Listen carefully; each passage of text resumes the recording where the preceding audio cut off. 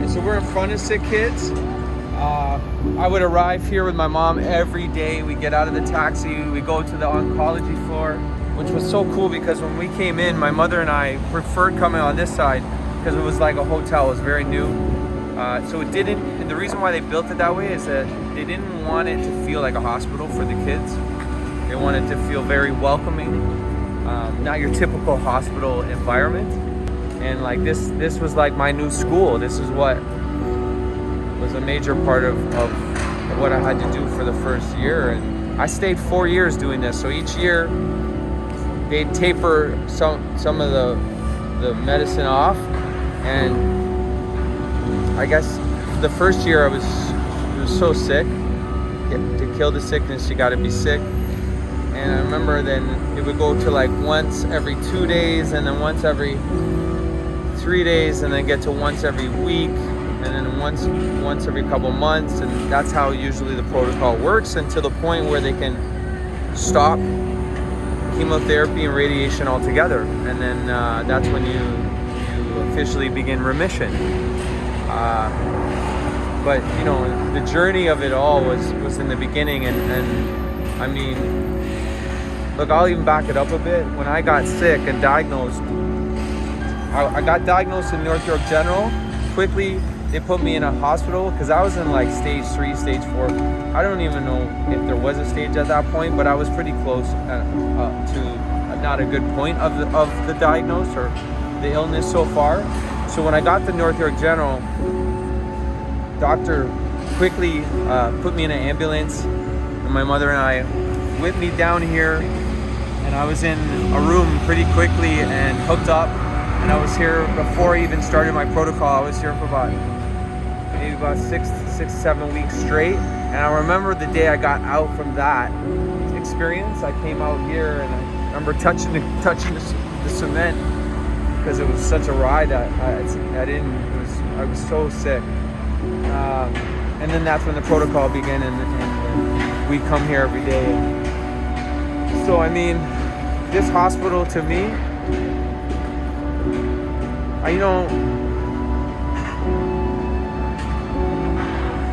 I don't bring it up a lot,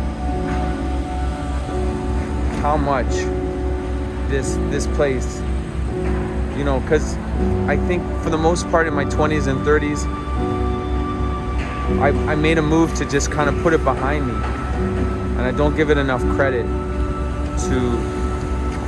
I do inside, but I think now more than ever in this experience of where I am with the Leukemia and Lymphoma Society is bringing back so much.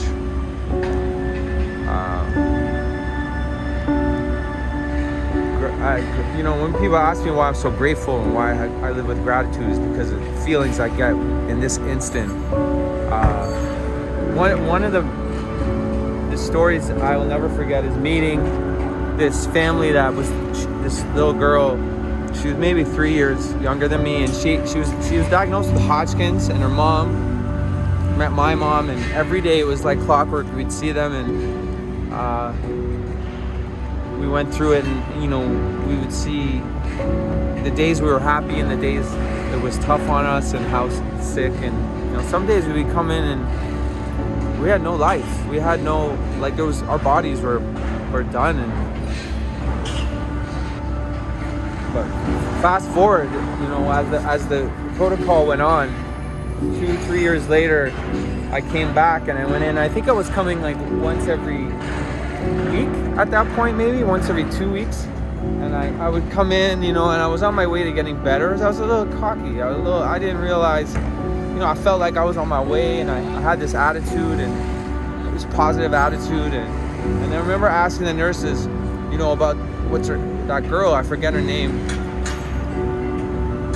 And they told me, well, Jeffrey, you didn't hear? And I said, no. I said, what happened? And apparently she had a relapse and she passed. And I'll never forget that day, because it brought me back to the beginning of what it was like to be diagnosed and going through the sickness and going through the beginning stages of it. And so, you know, people ask me, why you know, you don't get a choice when you're sick. Not like this. You don't get a choice. It's not, you don't have a choice. It's the man above that calls those shots.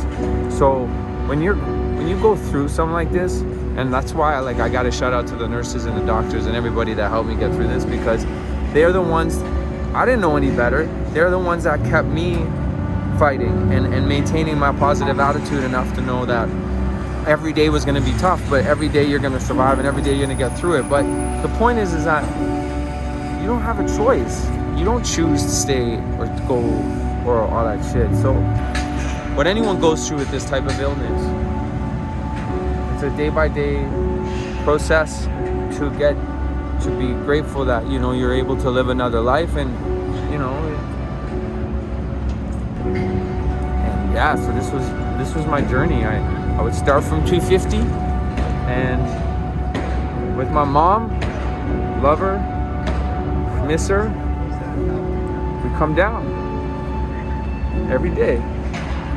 So yeah, it's the kids. It means a lot because I'm dealing with a lot of remembering and accepting that this was a major part of my life, and it allows me to be who I am today. So yeah, Sick Kids is the hospital that'll always be in my heart.